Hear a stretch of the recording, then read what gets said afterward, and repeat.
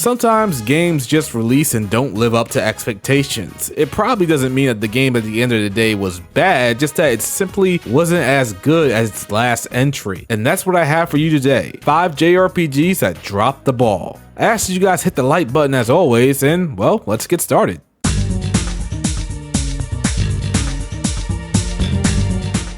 Xenosaga Episode 2. Coming hot off the success of Episode 1, Xenosaga Episode 2 was kind of a disappointment. Episode 1 is still one of my favorite JRPGs of all time. Its sci-fi nature, intriguing characters, excellent turn-based combat, and a surprising amount of post-game content made Episode 1 a hit. And after Episode 1, you would think the old saying of if it ain't broke, don't fix it would easily apply to Episode 2, but oh no.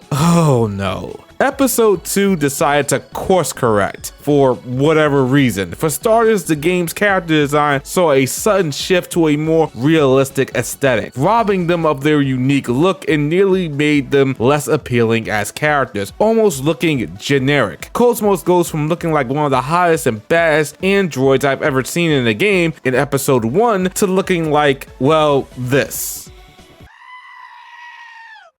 Other characters received a similar downgrade, so to speak. Don't get me wrong, some of you might have enjoyed the designs of Episode 2, but I do remember when the game first released, the universal consensus was pretty negative towards the changes. I will admit, looking at Episode 1 in our current timeline, the doll-like faces of the characters look a little bit dated, but I will take doll-like over generic any day of the week. The battle system was also changed, but not for the better nor for worse. It just changed for the sake of changing, adding more elements to battle, which made the game a little bit more hard to play. These added elements weren't very natural from what we got in Episode 1. It made battles last a bit longer than they should have, even if you knew the system inside and out. Usually adding more elements to your battle system can be a good thing, but here it just felt unnecessary. The game's pacing and content also seemed to be a bit bloated. The reason for this could have been because Xenosaga was planned for more than 3 games, but I guess when the developers got word that there can only be 3, they decided to change things up at the last minute to wrap up the story in the next entry. As for Xenosaga Episode 3, it went ahead and pretty much undid everything that made Episode 2 a disappointment to many. Putting the character designs back to their anime roots, this is easily my favorite design of Cosmos, and making the battle system a lot more snappier and easier to understand. Episode 1 and 3 are both highlights of the series, and I won't lie, as much as I want an HD collection of these games, I'm not looking forward to replaying Episode 2.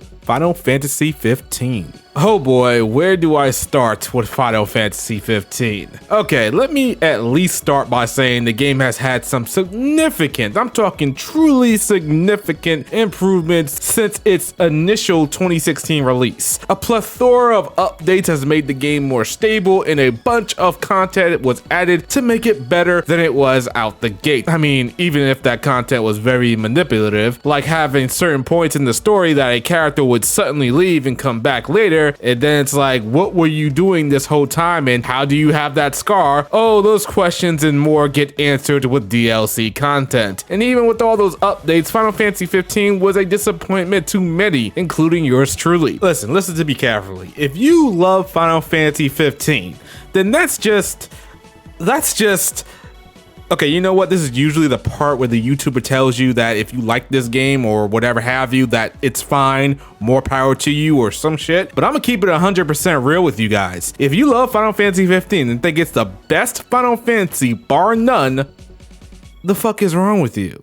I mean, try not to take that too personally. I'm just a dude on the internet with an opinion that's different from yours, and I'm sure you'll be able to sleep at night. So, you know, just don't take that too seriously. If someone came to me and said Fire Emblem Awakening was the worst game they ever played, I wouldn't go crazy about it. Anyway, Final Fantasy 15 had a troubled development, to put it lightly. A game that went through numerous changes to get the game that we have today. Part of my disappointment might be because I followed this game since day 1 when it was announced, when it was Versus 13, and then it finally came out, and well, The game had bugs here and there, the battles felt clunky, the open world was vast but empty, the story was completely disjointed. I mean, you had to watch a CG movie and a mini anime to fully get where these characters got their already developed camaraderie from. My experience with the initial Final Fantasy 15 was terrible. I labeled it as one of the worst RPGs I ever played, and the game seems to have divided the Final Fantasy fan base as well, but you know, with all the updates, no one remembers how the game was initially released. All they see is the game that we currently have, and that's all that really matters, right? And at the end of the day, Final Fantasy 15 was a commercial success. So did it really drop the ball? Valkyria Chronicles 2. You would think instead of putting Valkyria Chronicles 2 on this list, I would have put Valkyria Revolution, but we don't talk about that game here. That game just, it doesn't exist. Fuck that game. Anyway, I need to give a brief history on Valkyria Chronicles, so just bear with me.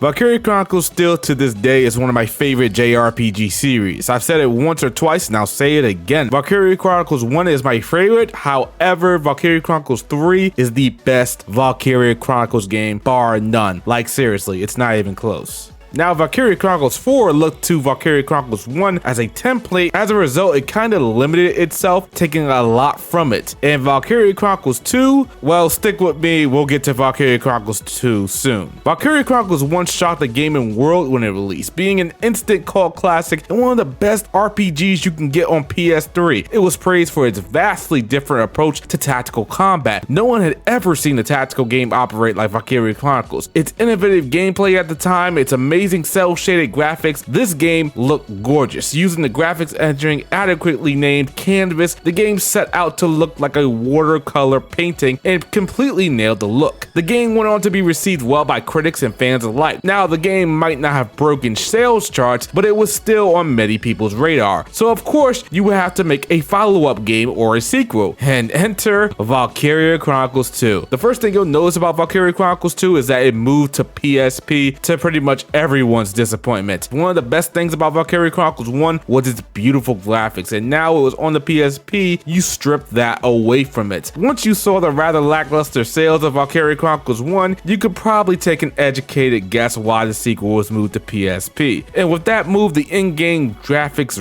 really took a hit. The game just didn't look like the Valkyria game we knew and adored. Not only that, you had to deal with general limitations of the PSP. Instead of having huge battlefields to fight your enemies, you were restricted to one map, sort of broken up into different areas. Load times for each area kind of broke up the pace of battle. They could be improved by saving the game to the memory stick, but not by much. Another huge issue people had with VC2 is its anime roots. Usually not a problem for any JRPG, however, at the time, and I can't stress that enough, at the time, its anime roots was a detriment to this game. This game took a deep dive into anime culture and archetypes that, again, for the time, people just hated. The anime scene back in 2011 was drenched in Academy slice of life school settings. Add on top of that with characters you saw a dime a dozen in nearly every anime around that time period, and well, fans like me just weren't having it. However, Valkyria Chronicles 2 gameplay was sound. It added a bunch of new classes and gameplay elements to combat that flowed rather nicely. As a result, it was still a fun game to play and one of the better tactical RPGs you can get at the time. Final Fantasy 13.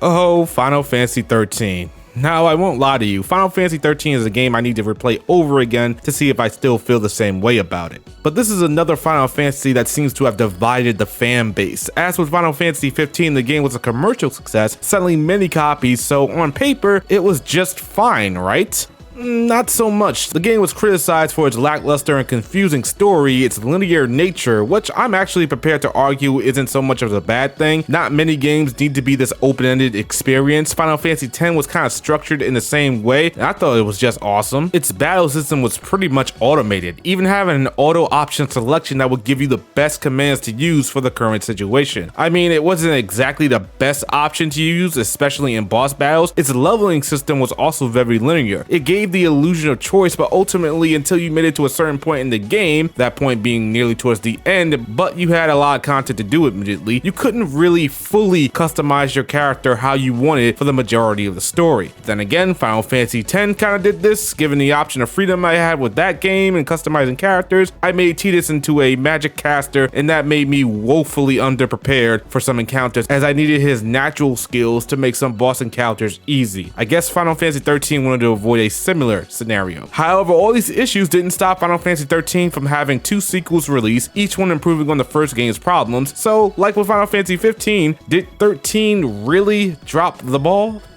Kingdom Hearts 3. Oof, Kingdom Hearts 3. I'm about to get bombarded by the KH fanbase. After years upon years of no information and a crap ton of optional side entries, which I'm guessing can be argued that they're not really side entries because you need to play all of them to get the full picture of the game's story, Kingdom Hearts 3 finally released to everyone's excitement and was a very conflicted entry. A lot of things were missing and some questionable design choices made the game perplexing for many. Final Fantasy decided to just peace out at first. No Cloud, Aerith, Tifa, Squall, Yuffie. I mean, wasn't this whole series created because it was a crossover between Final Fantasy and Disney? You lost Sephiroth. A Sephiroth optional boss battle is not in Kingdom Hearts 3. One of the coolest shit about KH 1 and 2 was the battle with Sephiroth. We knew Sephiroth was a badass. That's why he was an optional tough boss battle in those games. Alright, here comes the oh my god, he's not that hard crowd. Fine, whatever, but you gotta admit it was pretty cool to have something like this. Final Fantasy characters did come back with DLC, so I guess that's just fine. And this game only wanted to be about Kingdom Hearts, so the Final Fantasy characters would have taken away from that? I guess. I will admit that I love Kingdom Hearts' battle system. It's fun, flashy, and no matter how chaotic or hectic it became on screen, the frame rate holds up. However, the difficulty of the game came into question with the attraction attacks pretty much doing a crap ton of damage and making you immune for damage while they were active. Even on the hardest difficulty, the game was easy, and many Kingdom Hearts veterans viewed this as a slap in the face. And then the story itself actually doesn't pick up steam until you finish all the Disney worlds, and even after that, its conclusion was not as welcoming as it should have been. Add on top of what's happening right now? Who are you people on screen right now? Where did you guys come from?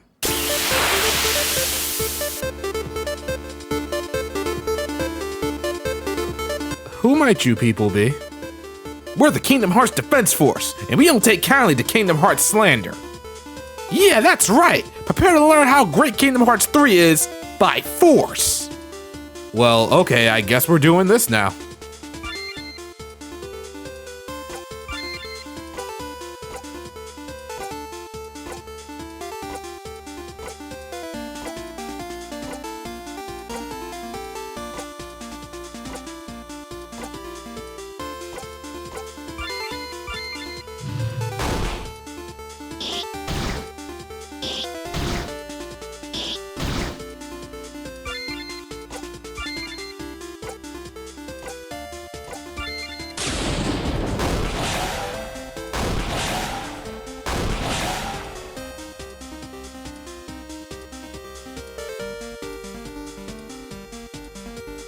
Crap, there's even more of them? Okay, I imagine this is not going to end anytime soon, so that's it for the video. Thanks for watching, and the like button isn't just there to look attractive. So, you know, hit the like button, and I'll be dealing with the rest of these Kingdom Hearts fanboys. Till the next one, my friends. Peace!